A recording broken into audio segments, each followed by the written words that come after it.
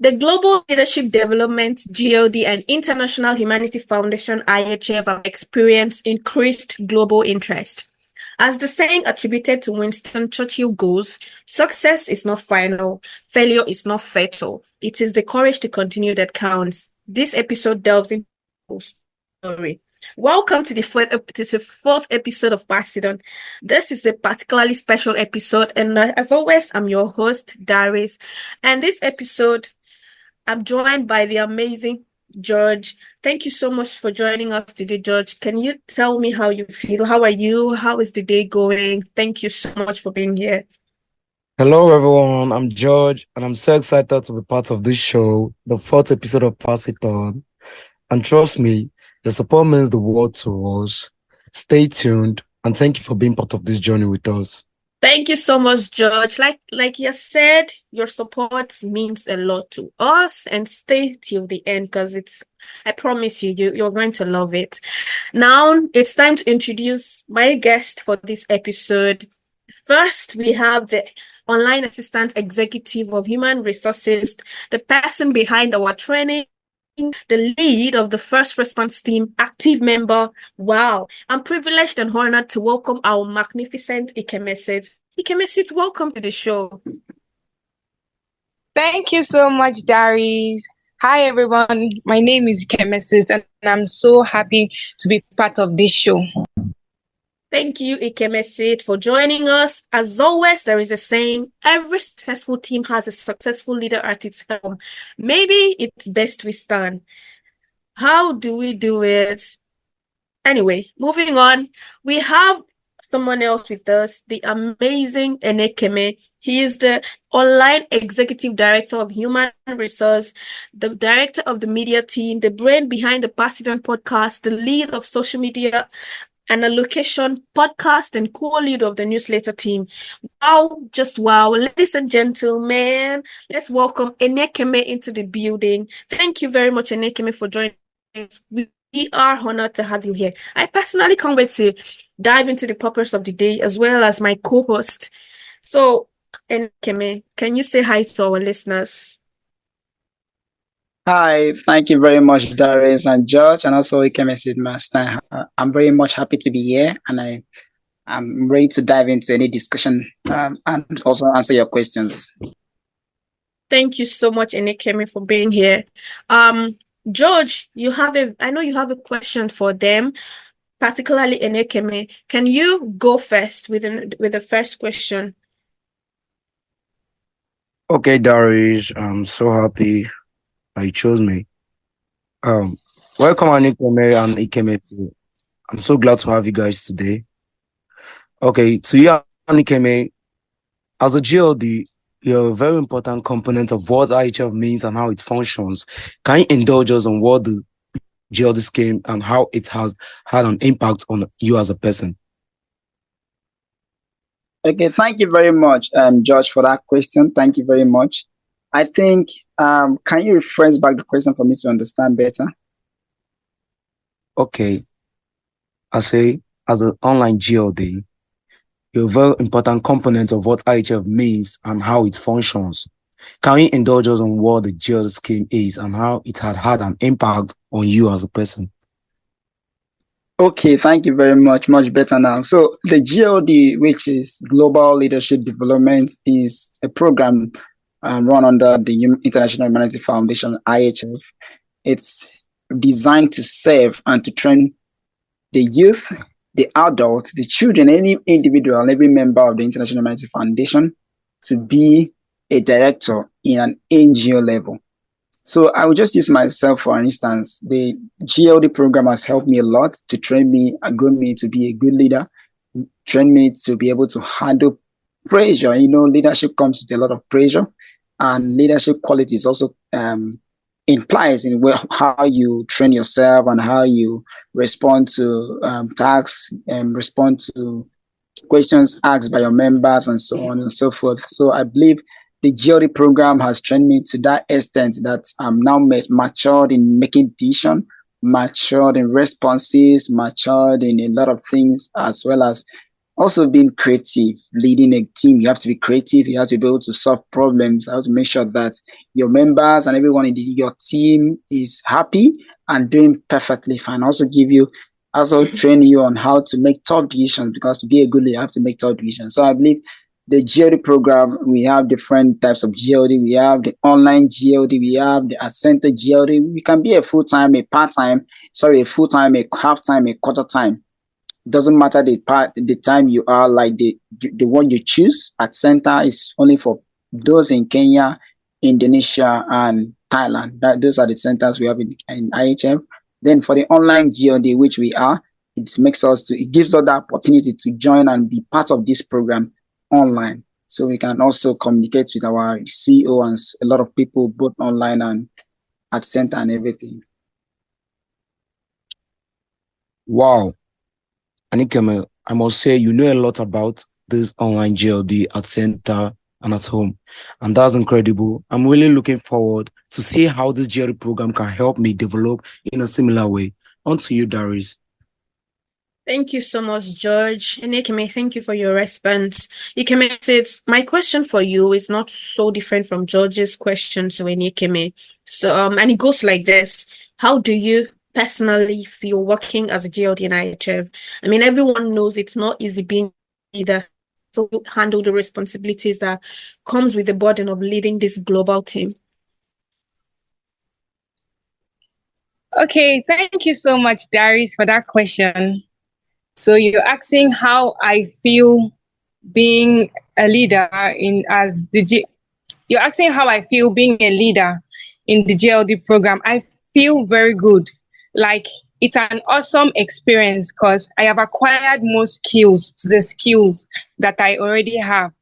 And it has transformed me from being just a member, but a leader. And experiencing this whole working space in IHF is something I think everybody should have, because you're going to be exposed in so many aspects of life. I've been able to showcase my skills. We make mistakes, we laugh at our mistakes, and then we work towards perfection. And being a leader gives me room to display my leadership skills. Like you said, it is not easy to be a leader.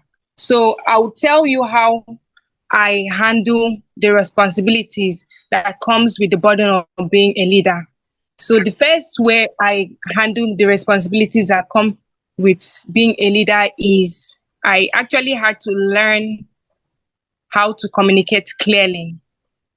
Because, having to lead a global team, if you do not know how to communicate right, you will just be causing different confusions for your team member.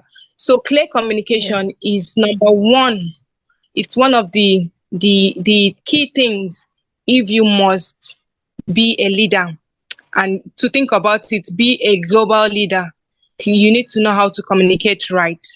And I also learned to be a good listener, because if I am just the one giving out instructions, I'm just talking and I'm not listening to what my team members have to say, it's not going to be a good thing.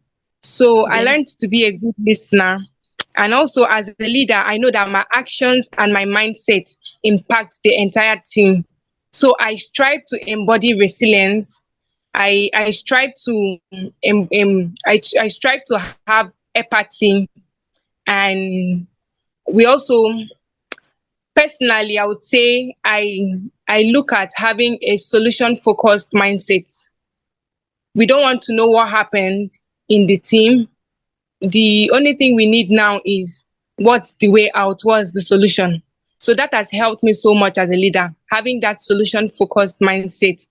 Not like Grandma said in our last meeting, when I asked the question, she was like, yes, we know that in this particular aspect of the team, a team member did not do something right.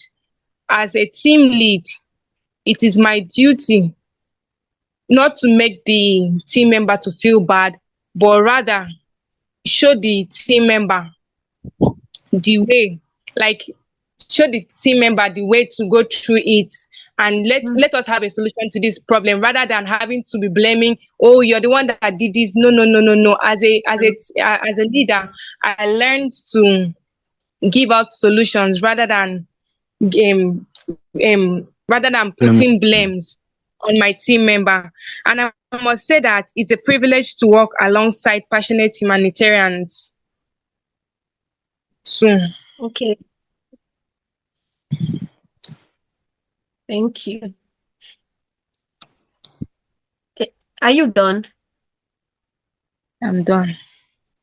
Okay. Ikemesit, you are very, very wise. And we had this conversation before this podcast. I told you that you're intelligent. I was writing it. Trust me, I was. If you don't believe me, I'll send you the screenshot after we're done. So you said 4 things that I jotted down. The first one was communication. I think that's really important. You have to be able to communicate clearly, because if you don't communicate clearly, nobody will understand what you're saying. And when nobody understands what you're saying, there is confusion. The next one is being a good listener. The next one is being resilient and empathetic. And the next one is being solution-focused mindset. Thank you so much, Ikemesit. Thank you very, very much. I have taken some of these tips. And I know everybody's enjoying. I hope our listeners are enjoying ourselves so far. It's so nice to see us learning directly from you guys in this organization. So now to the main course of the day, because we're all about creating awareness through our creativity. We want to bring the world into IHF, but that's figuratively, of course. Today is all about letting everyone know how we do things here at IHF. And on that note, Ikemesit, I'd like to ask you a question again. I'm sorry. It's kind of similar to the one you just said, but how has IHF impacted on your life so far? Okay, like I said earlier, IHF has impacted in my life in so many ways. Number one is that I learned more leadership skills. I learned a better communication skill. And also, there's something we do in IHF, it's called GOOT. We call it GOOT. That is capital letter G, capital letter O, capital letter O, and capital letter T. It's the global outreach. So personally, okay, let me leave it on a business level now. So Go ahead. Having to learn how to do my good posting has helped me in my own business. This is me telling you what IHF has done for me, not on a personal level, but helping my business, my brand. Because I learned good, and having to implement what I learned in the good team in my business has helped me reach out to a lot of global customers. I now have customers everywhere because I learned good. Wow. And now I can now do business globally. Yeah.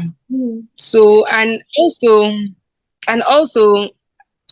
our grandma Carol, she has taught me how to relate with people without having so much problem with them. You know that even if you do something bad, even if she has to tell you that, oh, you did this thing and it was not right, she has a way of saying it lovingly. And with the way she communicates to us, you would see that people would, I really don't know how to say this, but I learned how to communicate right. I learned how to communicate right. I also learned leadership skills. I learned patience, because you really need patience to work with a good number of people. I've learned a lot. If I'm to start counting it, we would not finish this podcast. So I think I will just leave it here. You guys have heard her. She said if she wants to keep going, we'll not finish.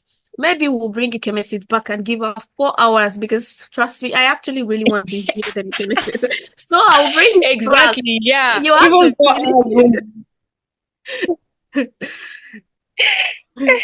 to You have to finish it. I'm really glad to hear that. I'm really glad to hear that. Aside help IHF helping you in professionally in your career, it has also helped you personally as well in your job. And that is what IHF is all about, helping people, changing lives. So thank you so much for sharing, Ikemesit. I think we can take 5 minutes break and be back. Ikemesit, the next question is like this. How can you tell us how our listeners, if they want to volunteer with IHF, what are the process? How do they go about it? Thank you. And some of the roles, volunteering roles available. Can you let us know? Okay, thank you so much, Darice, for that question, because I know that plenty of people listening out there would want to join, but they do not have a clue on how to join. So firstly, you have to submit your CV and your application via the IHF website. Once we receive your application, the first response team would send you a template that contains 3 options asking you when is most convenient for you to have an interview with us. And once you choose the option that is best convenient for you, they would go ahead and schedule you for an interview. The interview is not to scare you away. It's not to make you tensed or make you panic. The interview is just because we want to know you better. So it's going to be a very friendly interview. Our interviewers are good and they are friendly but yet professional. So it's going to be a very friendly interview. We interview you, ask you a few questions. Reasons is because we want to know more about you. After your interview session, they are going to send your interview notes to the day after team and the reference team. The day after team will send you a day after interview. And all we need is a honest response. We just want to have a soft copy and be sure that this is what you want. Then the reference team will ask you for your 3 references. So we just need your reference name and their active email. We are going to email them, asking them questions about you, just few questions about you. And once your references respond, we are going to send you an MOU, that's a memorandum of understanding. It's a legal document between you, the applicant, and IHF. So once you just have to go through the document, read it, and sign where you need to sign and fill the places you need to fill. Then once you've been sent your memorandum of understanding and you've signed it and sent it back to us, the chat monitors and the allocation team will allocate you to your team. The chat monitors will add you to the chat room, and you're going to have an opportunity to have a one-on-one conversation with our CEO, Grandma Carol, and then we would schedule you for trainings. And now, one thing you need to know is that you don't need to be, people are like, I must have a skill before I volunteer in an organization. That is a very different thing in IHF. Whatever team that you are allocated to, you necessarily do not need to have so much knowledge before you can be part of that team. We accept everybody. And we are ready to train you till you understand. Basically, I am a member. I am the former team lead for the TTP team. That's the active member team. I know that in that team, I had no experience. But our grandma Carol took time. She took it upon herself. I have attended training by Mercy. Mercy trained me. And I was still not, let me say, up to the standard I need to be. So Grandma Carol took it upon herself to still train me. So what I'm trying to say right now is that you necessarily do not have to be born with that skill or have an experience somewhere else. We are here to train you in whatever team that you choose to volunteer. Whatever team you choose to volunteer, we would be here to train you. And also, Darice asked what teams or what roles are available, what that someone can volunteer. Yes, we have the human resource division. The resource division has the first response team, the interview team, the reference team, the MOU team, the day after team, and so on. Those are the teams that are under the HR, that's the human resource division. We have the social media division. It has this podcast team that allows us to do this podcast that we are currently on. Yeah. And we have the newsletter team inside the social media division. We have the media team inside the social media division. We have the finance division. We have the grant writing team, the fundraising team. We have so many teams, and we would be happy to have you. And I would love to add that listeners can get involved in IHA by volunteering. You can also listen to our podcast, and you know that by passing on kindness to humanity, changing the lives of children, and by donating to all our causes and mission, you are indirectly or directly engaged Yeah. as a listener. So I think, Darice, have I been able to answer your question? You've over answered. You were very, very thorough. Thank you. Very, very thorough. Just like Ikemesit said, media, teachers, IT, etc. IHF has amazing volunteer roles for each of these positions, and would love to have you here with us. Ikemesit, you're a wonderful leader to us all, and we know that despite the glamoring smile you have on your face each day, it's not mostly always, fun like we believe, especially when you have to lead so many teams, both internally and externally. So what are some of the challenges you encounter or you have encountered during your volunteer period with IHF, and how have you dealt with them? Okay, the first problem I encountered when I started was the whole time zone issue. You know that we are dealing with people globally, people all over the world. So you know that the time zone difference, like the time zone varies. Yeah. Like those in Kenya, I'm in Nigeria, I have to talk to people in Jakarta, Indonesia, California. I was shocked to know that I see your grandma Carol, her time zone, my night is her morning. So that has been a major problem, but we've come to understand the fact that we have people all over the world. So anytime any volunteer responds, we would act on it. And also another problem I had was accent. There are some people that you need to pay close attention to them when they are talking, because I did not understand their accent. And in such a case, it's either you reach out to Grandma Carol and tell her that, oh, Grandma, the person you sent me to, I did not really understand this person. That's if you do not have the mind to tell the person herself that I didn't understand your accent. Then Grandma Carol will have a nice way to tell the person that when the person is speaking to you, the person to either take it slowly so that you understand her. So you know that all these things, all these challenges we face, they cannot be an hindrance, because of that in everything we do, there are always there are always obstacles. Yeah. And it cannot stop us from doing what we have to do.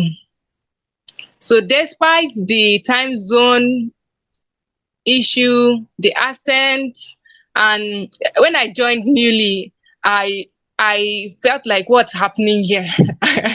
When I joined, we attended the GLD meeting, and I'm like, they were just talking, and I'm like, I don't understand anything. But after the training, I understood everything that happened during the meeting.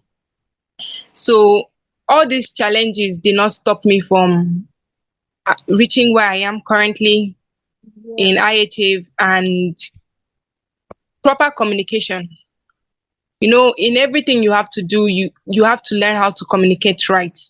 In hard times, I would tell Carol that, Grandma, this one I do not understand, and she would communicate right to me. If I'm having a problem, I would tell her, and thanks to the quality control team, they always reached out to me asking me how I am and if I have any issue. So I would tell them my problem and they would always find a way to get that problem solved for me. So that's how I went through all the challenges in IHF, and I am happy. I am happy because I went through it and it wasn't a reason for me to give up. Ikemesit, thank God you did not give up. Thank God you didn't give up, because giving up is not an option. Thank God you stayed. Thank you so much for that. I wanna lie, I've had some of these challenges myself, and I've dealt with it in some other ways, but today is about you, it's not about me. So I'm relieved to know that you were able to handle them eventually. George, do you have any question for Aniekeme? Okay, Aniekeme has helped us understand some of the personal challenges you encountered while volunteering. I would like to know if there are any challenges that IHF is facing at the moment. Okay, thank you very much, George, for that question. I think it's very necessary at this point in time. Currently, the International Humanity Foundation, IHF, like you said, is having physical problems. You know, there is one thing helping humanity and having a center, and there's another thing maintaining those centers. So currently, the Kenyan center, I think, was flooded at some point. Then we need donations to make sure that we make sure the building is in a stable place and making sure that we avoid natural disaster, because as well as you want to do, no matter what to do, you have to make sure that you avoid natural disaster. These are things that naturally happen. Then also for the online GLD, we also need funding for the GLD, because currently we have 2 GLDs who will be flying to Kenya this year to make sure that they extend the leadership skill they have had during this period of time staying with us online, to extend it to the physical centers also at Kenya. So I believe that having these 2 changes will bring a lot of help. Then as always, also we need more hands, we need more volunteers. What are you waiting for? The listeners, what are you waiting for? This is the best time to join. Like Ikemesit said, she has given you the procedures on how to join and be part of the family. So we have different problems. I think you joining also will be a solution to part of the problem. So I believe that's one of the issues we're having currently. Thank you so much, Aniekeme. Obstacles are part of life, and we hope that we will get through these obstacles at the end. Are there any upcoming projects or initiatives that listeners can get involved in or support? Thank you, Darice. I think the way you guys structure your question is very, very nice and entertaining, from problems to solutions. Okay, we have a lot of projects currently in the International Humanity Foundation. You know, I like calling the full name. So we have a lot of projects currently at the Indonesian Center. We also have the students who are working. We have laptops and so on and so forth for the students at the Indonesian Center.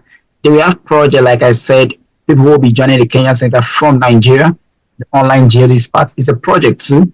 So having people who are flying overseas because of this organization. We also have the online GLD, the most important one. The online GLD is a project ongoing.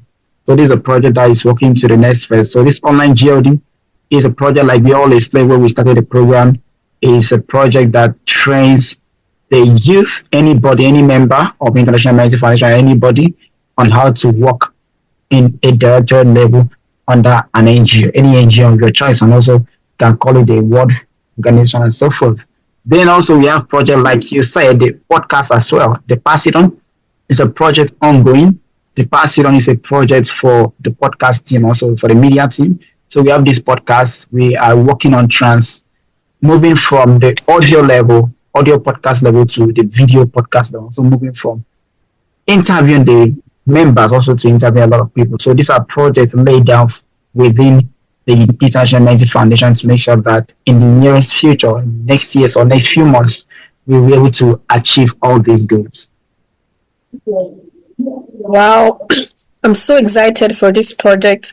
It seems like IHF has something big coming, and I can't wait. I personally cannot wait. Are there some fundraising strategies that have been implemented for this project? I'm curious. Yes, there is. Yes, there is a lot of fundraising strategy. Currently, I think this part of the strategy as well as creating awareness about the online GLD. And I believe also the fundraising team is also working hand in hand with the grant team to make sure that we win grant to fund the online GLD. So there are a lot of strategies. Like I can't disclose a lot of things, but I can disclose few. So the podcast is part of the strategy. I think the best way to be able to fund is to create awareness for those to understand. So I believe this is part of the strategy. Also, other strategies as well as the media team, the fundraising team are working on the grants to make sure that they win the grants. Also, they're writing that for the online GLD and for the fundraising. They're also working on creating conferences, giving the opportunity for our leaders to speak in territorial level, creating awareness about how important humanity and the children is to the world. So I believe these are strategies laid down. Okay. How do you ensure transparency and accountability in this use of funds rest? Thank you very much, Darice. Talking about transparency, I think IHF is known for that. I think that's IHF nearest in meaning. IHF has been known for transparency and honesty level in the NGO world. So how do you think how are you talking about transparency? The International Humanity Foundation, on our website, which is ihfonline.org, we have a page where we display how your donated money, your funds, your grant, everything went and how we spend it. So I believe to show transparency, you start by showing how the money was being spent, and we have a page for that on our website. So if the funds are being donated to any program or any project, we will display it at the end of every year. We call it yearly budget, how we spend. We make sure that we display everything on there. The another thing is, if the money was donated to get 16 laptops, let's use, for instance, 16 laptops. Another way to show transparency is getting the 16 laptops that were donated for. So we create a description on our page when you want to make your donation. The description allows you to state where you are donating this money to and for what purpose. So you state the purpose of the donation and how do you want us to use. So we follow your purpose, your description, unless you don't state it, you just use it for and the donation for whatever we have missed this for. For instance, if you donate for Kenya, we use it for Kenya. If you donate for Indonesia, we use it for Indonesia. So if you donate for online GLD, we use it for online GLD. Then if you state your purpose for that donation, maybe you want people who are going to Kenya to be taken to Kenya, that's a purpose you have stated there. So we make sure that we achieve these goals by making sure we use your funds to what you state, the description and the purpose you state. I think that's the best answer to this question. Wonderful, Aniekeme. I'm impressed by the response. I'm genuinely excited to see what becomes of IHF when all is said and done.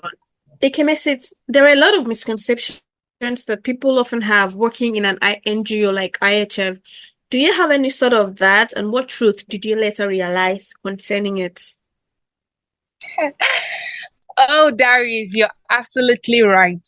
There are quite a few misconceptions that people often have about working for an NGO, like the International Humanity Foundation, that is IHF.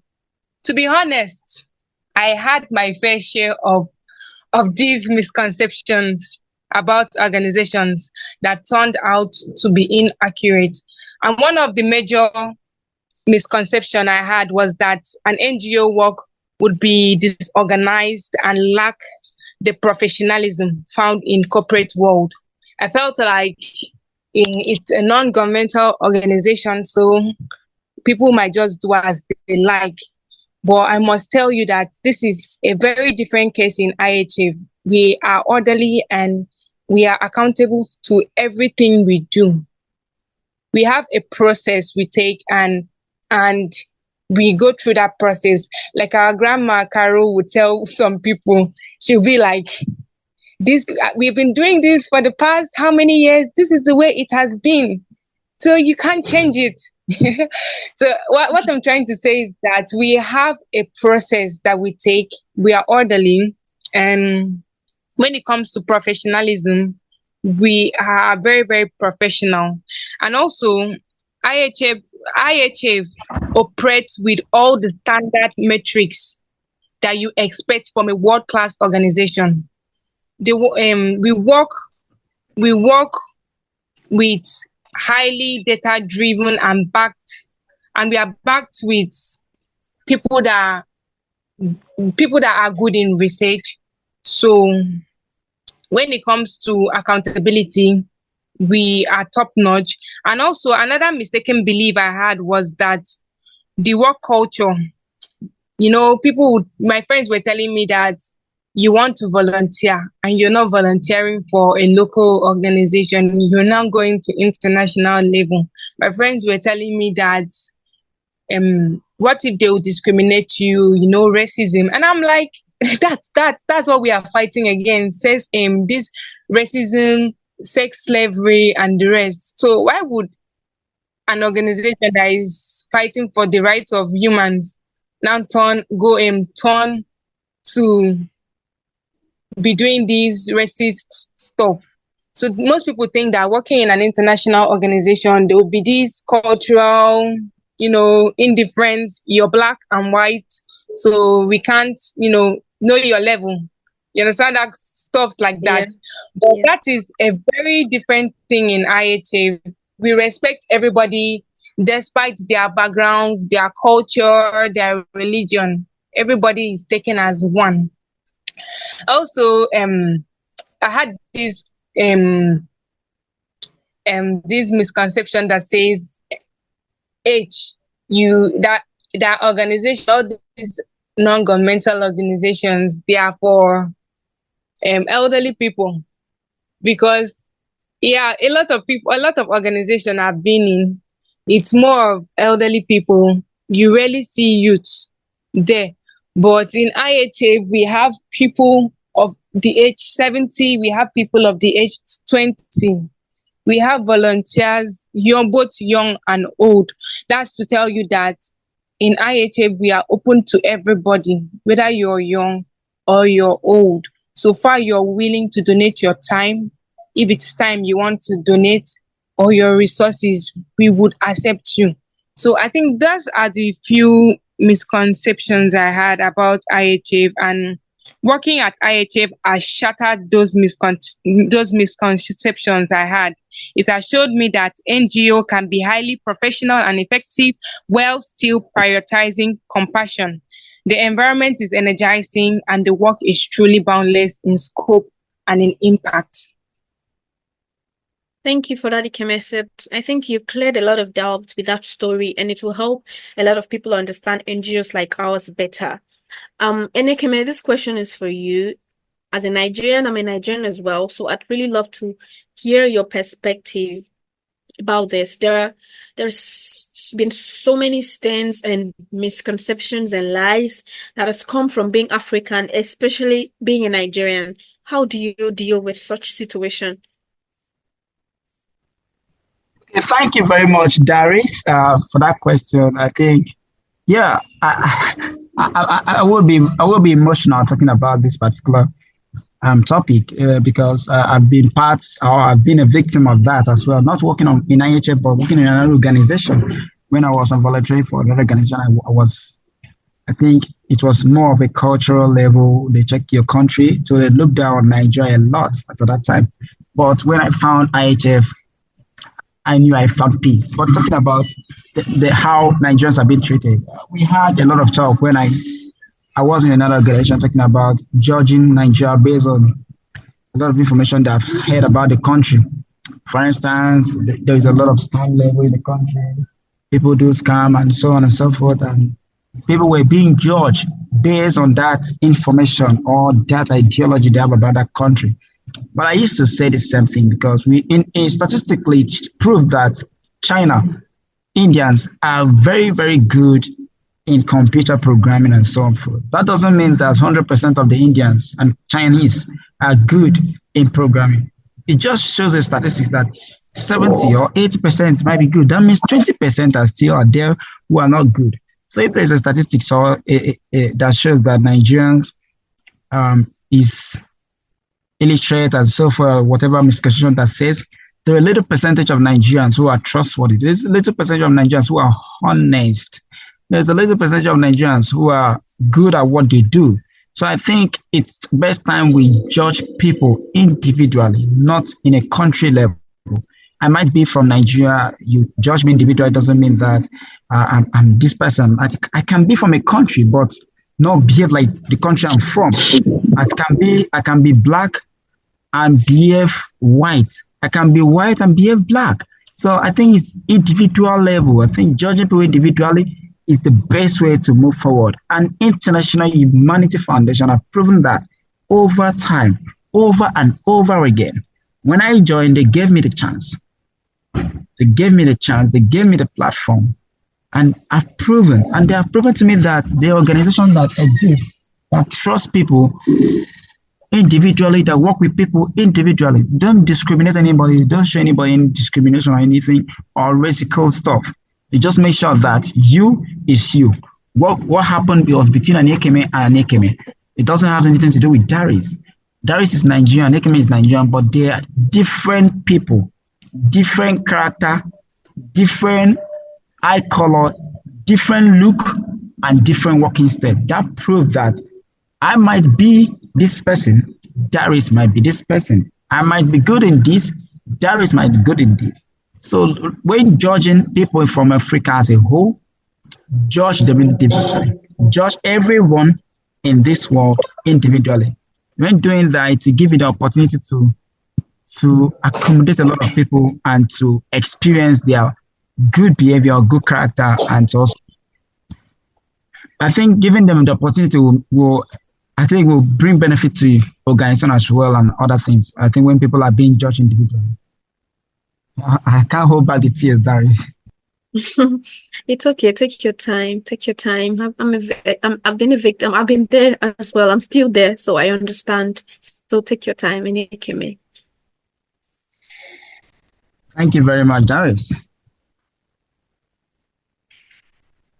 Can you go? So I think, can you go on? Yes, I can. So going forward, I think I will just give a solution to people. I believe we Nigerians, many of us here who are Nigerians, I think if we were being mistaken judged based on what they heard, on the information they heard, I think it's the right time for everyone to be judged individually, judged based on their characters. This is a world, we are in a world whereby in the space of 2 weeks or 3 weeks, your character will be revealed. So your character is what people should be using to judge. It should be a medium of being judging people, not judging people based on the country they are from, the place they are from, their skin color, their language, and so on and so forth. People should be judged based on what they do and how they think. Thank you so much, Aniekeme. I'd also like to add that of course, there are different traditions, different countries, different continents, different religions sometimes, but the human nature is the same. We are all family and we have daily problems, struggle, success. All of them are on same individual level. So we should try as much as possible to not look down on others, not maybe speak low about people because they come from a certain race or tribe or stuff, or they're known for something. There are bad people everywhere. There are good people everywhere. I believe that it's just a matter of being an individual, because personally, when I hear things like that, I don't like it. I've heard it, and trust me, I've heard it quite a lot of time. I don't like it because I know I'm a good person. I know that I've seen quite few good people as a Nigerian living in Nigeria. I've seen quite few good people in another country as well as bad people. So let's try as much as possible to look at people individually as a person, and that just ends that. And Aniekeme, the next question is about this racism. It's really delicate though. I don't know if I should ask you, but I want to also know your perspective about it. I'm aware that IHF is open to all races. Can you dig deeper into how IHF helps its volunteers, especially in the fight against racism as a Black man that you are? So thank you very much, Darice, for that question on how you're talking about ways on how to crop out racism in our society and how IHF can be part of that. So I will start by the general purpose on how to do it, the general society and how can they do it. The best way to stop something is to stop doing it. So if we have 3 persons who stop judging people based on their skin color, then we have automatically 4 persons have been changed. Then 4 people who do the right thing will influence the remaining 4 then and so on and so forth. People can be changed totally. In IHF, how can we crop out racism in our society? The first one is making sure that the organization has zero stance on racism, which they have been proving it for over 20 years. Making sure that no one is judged based on their skin color, both from the volunteers and for the ones who are about to join and for the ones who are leaders and so on and so forth. Then also IHF will be working on hand in hand with every society to make sure that anti-racism meetings and so on will be placed in every community to address the issue of racism. So because you have to create an awareness that racism is, and the same way we are doing creating awareness about online GL, we should be creating awareness about racism as well, anti-racism, saying that okay, judging people based on their skin color is not the right way to move in a society that wants to progress. Judging people based on their skin color is not the right way to move forward as an organization. Judging people based on their skin color is not the right way to move on in a company, but judging people based on character. We have blacks who are hardworking. We have whites who are hardworking. We have blacks who are trustworthy. We have whites who are trustworthy. We have blacks who are not trustworthy. We also have whites who are not trustworthy. In every crime committed in the society is committed based on that person's individuality, the person's character. In everything, anybody who is rich, successful and so on, is not judged by the person's skin color, it's judged by the person's mentality, the way the person thinks, the person's hard work, the person's wisdom, and so on and so forth. So I believe that bringing on a different way of judging people in the society will be the best way to crop out racism in our society. And IHF have a 100% stand on anti-racism, making sure that the organization, the members, the volunteers, the leaders, the GODs, the online GLD, anybody have zero respect for people who are doing racism, but rather choosing the right path to judge people based on their character. Like I said, 80% of the online GLD are from Africans. We have a center in Kenya, no racism at all. We have a center in Indonesia, no religion bias at all. It's all about individuality, changing the society, making the right thing, doing the right thing at the right time, and judging people rightly. So I believe these are ways to crop out racism in our society. And thank you very much, Darice, for combining the question after answering about the Nigerian effect and what they think about the country as well, bringing it on what they think about racism as well. Thank you very much, Darice, for that question. And I believe I've been able to answer a little part, even if it's more difficult for me to answer. And it's becoming more emotional for me too. Thank you so much, Aniekeme. I'd also like to add that here at IHF, we look at ourselves as a big family and treat each other with love and respect. Our grandma Carol has imbibed such a habit into our lives. This extends to how IHF engages with local communities and stakeholders. Ikemesit. Thank you so much, Aniekeme and Ikemesit. You've done so good, and I've learned so much from both of you so far. I know that we've talked a lot about our wonderful institution, IHF, but I have a personal question for both of you. I want to know how IHF got a hold of two fantastic leaders like yourselves. How did you join IHF? Ikemesit. Okay, thank you. Okay, you're welcome, Darice. So I have been looking for a volunteering job because it's something I always love to do. So I went to charity jobs, and I applied for different jobs, like some different organizations. And luckily for me, IHF was the one that responded fastest. Like, it was the one that gave me a fast response. So we went through the whole application process. I had my interview. Once I was cleared, they accepted me. And I know you might be wondering why I applied, like I wanted to volunteer. I've always had the passion to save children. So when I was applying for different organizations. I was looking at their vision. The different organizations I applied for, I checked out for the mission, because I wouldn't love to be in an organization that the mission does not rhyme with what I want in life. So I checked out for those stuffs, and I found out that okay, IHF has what it takes, and IHF would be a very good organization. So I said I should give it a try. Though at first I was still having those my misconceptions, but joining IHF has changed a lot of misconceptions I had about NGO.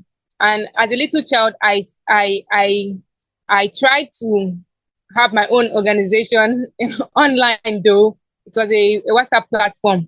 So it failed because I did not have what it takes to build an organization. So that's why I decided that okay, let me have this experience from different organizations.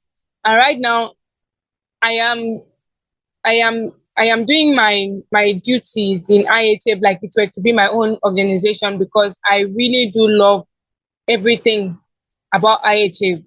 Thank you so much, Ikemesit. I'm really glad to hear that IHF has impacted in your life, and many more to come, okay? Thank you so much for your good work with us. Aniekeme. Thank you very much, Darice and Ikemesit, for that reply. How I joined IHF is like a theory. I think it's a big story, well.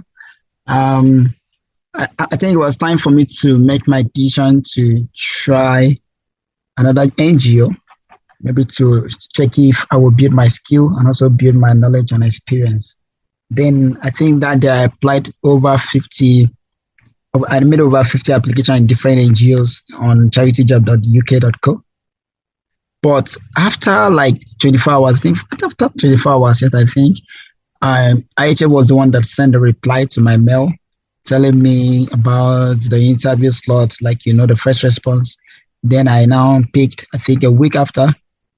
And when I picked a week after, I got the interview and finally I was accepted after like 2 months. And I think that has been the best decision of my life, because I had opportunity to access over 50 applications as of that day. Out of the 50 applications, I choose the best NGO. I think it's something I call a miracle, and I think a decision I truly value, and till today hold it as one of the best I've ever had in my life. Such touching stories. Thank you so much, Ikemesit and Aniekeme. It's always beautiful to know that good humans still exist among ourselves, and I'm happy that we've gotten two of you gems here with us. It's almost like it was written in the stars. I think we can take one more question today? Do you guys still have the strength for it? Yes, we do. Bring it on. Okay, no problem. This question is, I think it's for Aniekeme. Yeah. So on the issue of raising awareness for IHF, Aniekeme, I know that there is the fundraising team. I know that there is the media team. I also know that funds can go a long way in realizing the goals and vision of any organization, but I know we can be more creative as media team members. I know we can be more creative and we can think outside the box. After all, one of IHF's core values is to be a non-profit that wants to help other non-profits realize that money is not the only thing needed to be a successful non-profit. So my question is, how can our listeners support IHF's mission beyond just financial donations? Thank you very much, Darice, for that question. I think for the media, how can the listeners contribute to IHF? I think the first thing to use is through listening to this podcast. That's the first thing, because listening to this podcast, you are aware of the GLD, you are aware of the online GLD, you are aware of the situation we have in the organization. I think the challenges we are facing as well. Then commenting and sharing these videos to your contacts and so on and so forth creates a kind of awareness, so you can be able to help us reach out to different people. The another way of helping the organization without donating I think sometimes it's not all about donation. As well. It's volunteering to with the organization. Being a volunteer, you donate your skill. So instead of donating your money, you donate your skill. As you donate your skill, you help the organization and so help other people. Then another thing is the mission of the organization is to change humanity into perfection and into a positive way, to change the world to a positive way, and to put the world, on a global map positively, to help the children. Then you can as well help the organization by reaching out to every children close to you, making sure they get access to quality education. So by doing that, you have helped 10%, 15%, 1%, 2% of every children around you, and you are helping any NGO of your choice, any NGO around the world to change humanity positively. Then the another thing you can also do helping the organization without donating or raising funds for us is through creating an awareness about the organization and making sure that the organization is on the global map and so forth. So what I said was, I think I need to say this again to the listeners. Number one, sharing all our Pass It On podcast. Pass it on the podcast to every single individual near you, your contact, anywhere to create awareness and to get the valuable lesson. Number two, joining the organization, volunteering your skill, volunteering your time. I think that's more, we value that, value your time. Then the third one is making sure that you pass it on. You pass on kindness, pass on goodwill, pass on good positive things to the children, pass on good education to the children. So you pass it on. I will just end it with pass it on. Pass it on. Of course, that is the theme of our podcast. That is so creative, Aniekeme. Thinking outside the box is one of the reasons you are such a great leader. I'm sure many listeners have gotten so much from the podcast already. Ikemesit, we have said so much about IHF, about our wonderful leaders, about the misconceptions that exist about NGOs, and so much more. And what would you like our listeners to take away from this conversation? Round it up. Okay, thank you very much, Darice. The main thing is leadership. I think that is the topic of today, leadership. Everyone has that quality, has that ability to lead. You have the ability to lead a family, to lead a group, to lead any country, to lead anything. Leadership. And another thing we have said in this podcast is pass it on. Pass it on kindness, being good to people. I think Ikemesit said it before, that you have the mind to listen to people, listen to whatever someone is saying. I think when you have the ability to listen, you'll be a good leader, because when you listen, you know where you actually made mistakes and so on and so forth. So I think the main thing for our listeners to leave with this podcast, to take home, is passing on goodwill and passing on good things to the mighty. And leadership, GLD, online GLD, global leadership development, leadership. You're born to be a leader. You're listening at home, you're listening anywhere, on your car, in the hotel. I don't want to know where you're listening. Anywhere you're listening, know you are born to be a leader. You're a leader, and International Humanity Foundation is there to groom you, to put you on the better place, to put you in a better place, and to put you in a place where your little skill, your little leadership ability is visible, and to groom you to the extent that that little thing you have is now praised and visible to the whole world. Thank you so much, Aniekeme. That was so important. I'm so happy that we've been able to leave the listeners with something that can go a long way towards their volunteering aspirations. We have some kind words from someone who we adore. She's a mother, she's a friend, she's a leader. I think at this point we all know who that is. Well, I'm talking about the ever so gracious Carol Sasaki, who is the CEO and founder of International Humanity Foundation, IHF. And she has said some nice things about two of you that I want to read to you guys here. And this is for Ikemesit. She says, Ikemesit is a remarkably supportive executive assistant who ensures Aniekeme is not overwhelmed with tasks at IHF. She is extremely organized and diligent. My main concern, as with Aniekeme, is her role in managing our active members and new members in training. It's crucial that the exact steps are followed and accountability is maintained to ensure the quality of both teams at IHF. Ikemesit has been outstanding in her responsibilities with the first response team, the interview team, and the chat monitor teams. She ensures that everyone follows instructions, tracks their progress, and provides proof of their work. Ikemesit is not only lovely and physically stunning, but also a genuinely wonderful person who makes sure all tasks are completed by the team. If tasks are not done, she investigates why and remains involved until the issue is resolved. She is a shining example of how a team should be led and managed. Ikemesit. Oh, I'm speechless. Thank you so much, Grandma. Thank you so much, Darice, for letting me know this, and I'm happy to be part of this team, and I promise to serve IHF and do everything it takes humanly possible to improve IHF in the aspects we need to improve. Thank you. Let me start from the beginning. Sorry.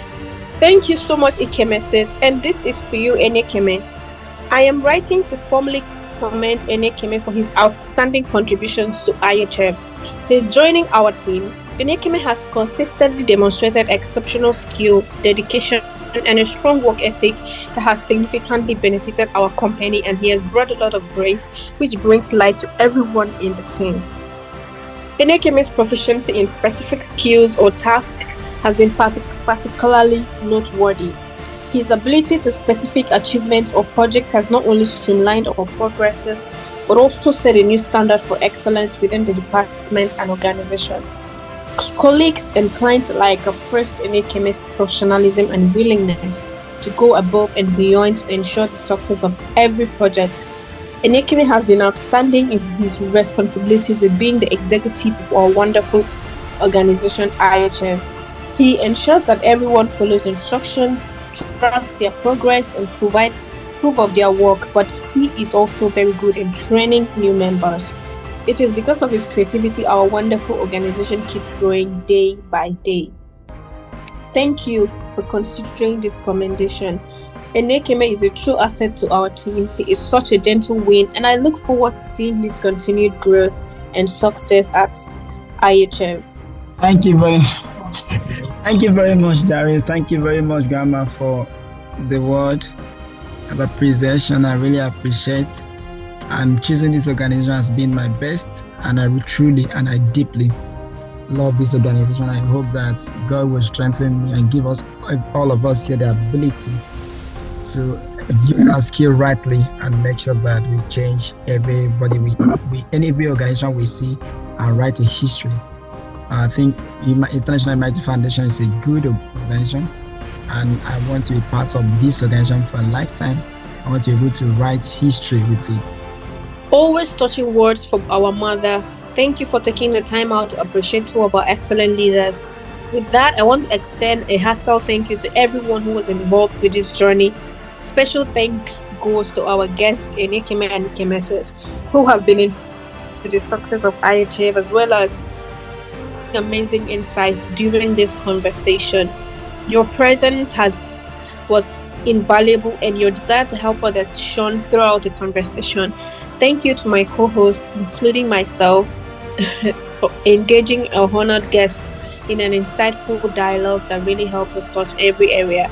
Thank you to the podcast team. Though you might not be here with us, but your work is much needed for our podcast to come alive.